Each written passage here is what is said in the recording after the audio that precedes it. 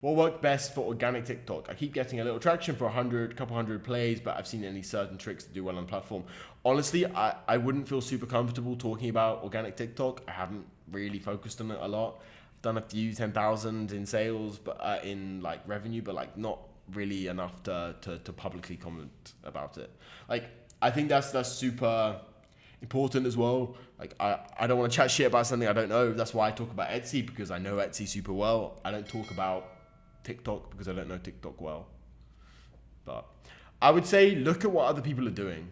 Like, if you genuinely just really like look at what another person is doing and study, if you take like 250 TikToks, organic TikToks that have sold products, and you study each and every single one of them and replicate them, are you not going to succeed?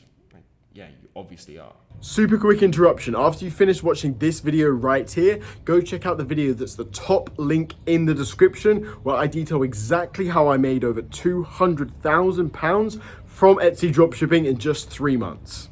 Go check it out, but watch this video first.